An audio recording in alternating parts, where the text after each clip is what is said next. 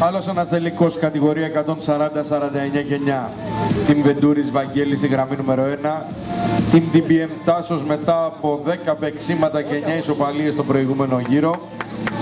Έσχος δεν είναι χάλι μαύρο. Να τον διώξε, γιατί άμα κάνει άλλες 10 τώρα καταστραφήκαμε. 4 και 12 είναι, κατάλαβες ότι οριακά πάει πια για το πλοίο, έτσι. Επανάληψη. Λοιπόν, είμαστε έτοιμοι.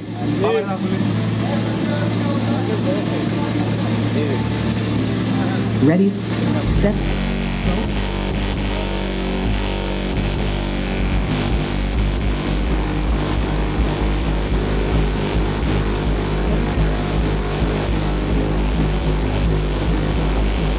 Άργησε πάρα πολύ να ξεκινήσει ο Βεντούρης, να δούμε αν θα καταφέρει να φτάσει με πολύ δυνατά για να καλύψει.